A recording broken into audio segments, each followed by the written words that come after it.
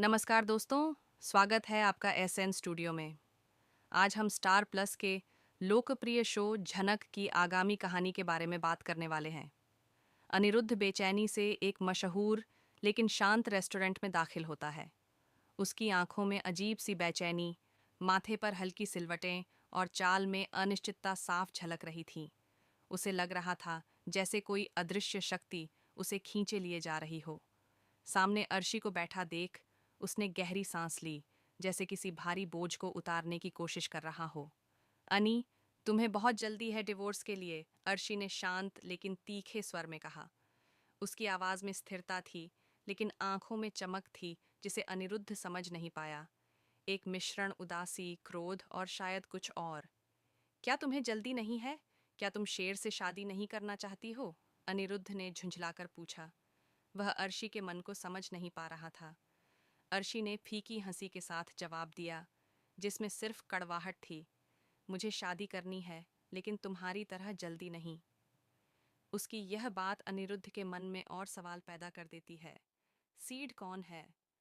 और अर्शी को किस बात की जल्दी नहीं है? अनिरुद्ध जानता था कि अर्शी लिव इन रिलेशनशिप में विश्वास नहीं रखती, हमेशा पारंपरिक शादी चाहती थी।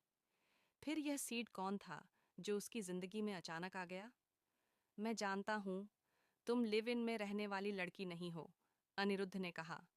अर्शी ने नजरें झुका लीं और कहा, मैंने सोचा नहीं था कि हम दोनों पिटीशन फॉर्म पर साइन करेंगे। उसकी आवाज में हल्की उदासी थी। अनिरुद्ध का भी मन भारी हो गया।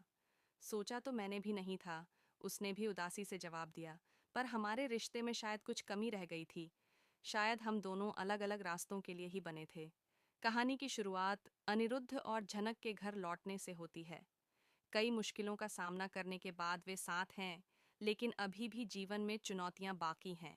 अनिरुद्ध अर्शी से कानूनी रूप से अलग होकर झनक से शादी करना चाहता है। जनक भी अनिरुद्ध के साथ भविष्य को लेकर आशावादी है, लेकिन उसे एक अनजानी आशंका परेशान करती है। दूसरी ओर अर्शी तलाक के लिए तैयार नहीं है। वह मानती है कि अभी भी अनिरुद्ध को वापस पा सकती है।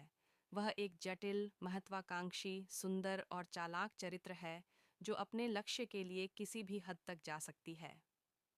तलाक की प्रक्रिया। अगले दिन अनिरुद्ध अर्शी से मिलने एक रेस्टोरेंट जाता है। बातचीत तनावपूर्ण होती है। अर्शी अपनी कड़वाहट और नाराजगी जाहिर करती है। वह अनिरुद्ध को उसकी जल्दबाजी पर ताना मारती है। अनिरुद्ध शांति से जवाब देता है और कहता है कि यह रिश्ता अब नहीं चल सकता और अलग होना ही बेहतर है। वह अर्शी को बताता है कि वह झनक के साथ खुश है और उसके साथ भविष्य बनाना चाहता है। अर्शी और क्रोधित हो जाती है और झनक को एक खतरे के रूप में देखती है। अंततः वह तलाक के कागजों पर साइन तो कर देती है, लेकिन तारीख बताने में देरी का संकेत देती है। शादी की तैयारियां। मीनू और छोटन शादी की तैयारियों में लगे हैं। वे चाहते हैं कि अनिरुद्ध और झनक जल्द शादी करें, लेकिन दोनों ही तलाक प्रक्रिया पूरी होने तक हिचकिचा रहे हैं। जनक को डर है कि अगर अर्शी तलाक देने से मना कर दे तो क्या होगा। अप्पू का खुलासा। एक दिन मीनू, छोटन, झनक और अनिरुद्ध अप्पू से मिलने जाते हैं।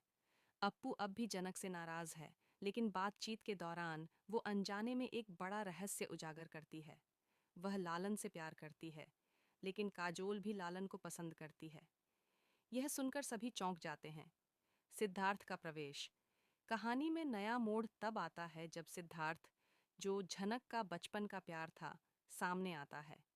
वह अब झनक को वापस पाना चाहता है और अनिरुद्ध जनक की शादी को तोड़ने के लिए अर्शी के गुस्से और लगाव का इस्तेमाल करता है। झनक की अपहरण की घटना। जैसे ही शादी का दिन आता है, सिद्धार्थ अचानक भीड़ में से निकलकर झनक को खींचकर बाहर ले जाता है और एक काली गाड़ी में डाल देता है। मंदिर में सब झनक का इंतजार कर रहे होते हैं, लेकिन जब वह नहीं आती तो अनिरुद्ध को आशंका होती है। मीनू और छोटन उसे ढूंढते हैं, लेकिन वह नहीं मिलती। अनिरुद्ध को समझ आ जाता है कि झनक का अपहरण हुआ है। तेजस और सिद्धार्थ की साजिश। सिद्धार्थ झनक को एक सुनसान खंडहर में ले जाता है, जहां तेजस पहले से मौजूद होता है।